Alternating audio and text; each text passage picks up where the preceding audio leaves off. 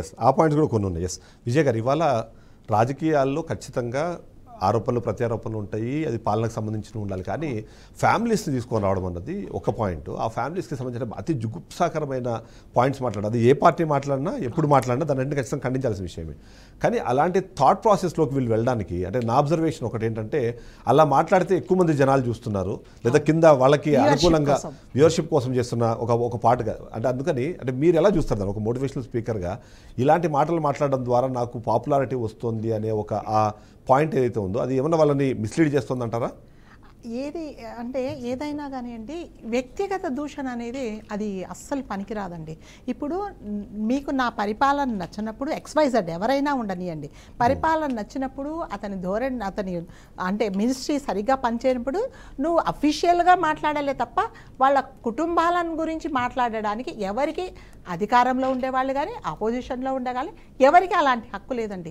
ఎవరి పర్సనల్స్ ఎవరు మాట్లాడకూడదు. ఫస్ట్ ఆఫ్ ఆల్ ఆ పర్సనల్స్ మాట్లాడినప్పుడు ఎవరైనా సరే, ఇప్పుడు ఇవాళ XYZని ఎవరైతే అన్నారో రేపు పొద్దున వాళ్ళే మళ్ళీ మిమ్మల్ని కూడా అంటారు అనేది వాళ్ళు ఆలోచించుకోవట్లేదు. సో వాళ్ళు ఏంటారంటే క్షణిక అదే అంటారు కదా సునకానందం లాగా, ఎవరిని తిట్టినా కూడా వాళ్ళు చప్పట్లు కొడుతున్నారు.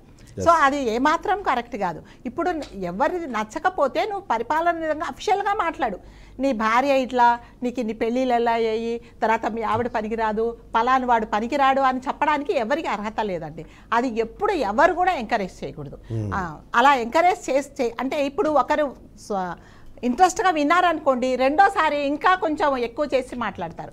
సో ఎవరిని కూడా పర్సనల్గా మనం ఎవరిని టార్గెట్ చేయడానికి అసలు ఎవరికి అర్హత లేదండి. అదైతే నేను కంప్లీట్గా ఇప్పటికే మహిళలు బయటకు వచ్చి మాట్లాడడమో లేకపోతే ఇలాంటి రాణించే క్రమంలో మాకు ఇంకా అవరోధాలు ఉన్నాయి, ఇంకా ఫుల్ ఫ్లెడ్జ్గా మేము రాలేకపోతున్నాం అని కొంతమంది భావిస్తున్న నేపథ్యంలో ఇలాంటి వాళ్ళు పెట్టరేగిపోయి వాళ్ళందరి పర్సనల్ విషయాలను లేకపోతే అది వాస్తవం అవాస్తవం అన్నది పక్కన పెడితే అలాంటి మాటల్ని మాట్లాడడం ద్వారా వాళ్ళు మరింత కించపరిచే ప్రయత్నము, కుంగిపోయే పరిస్థితి తీసుకొస్తున్నారు. సో ఏంటి దాన్ని ఎలా చూడాలంటారు?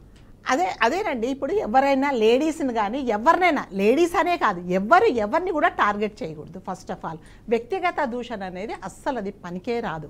ఒకవేళ అలా ఉంచినప్పుడు, అలా మాట్లాడినప్పుడు వెంటనే మనం ఎవరమైనా సరే ఖండించాలి.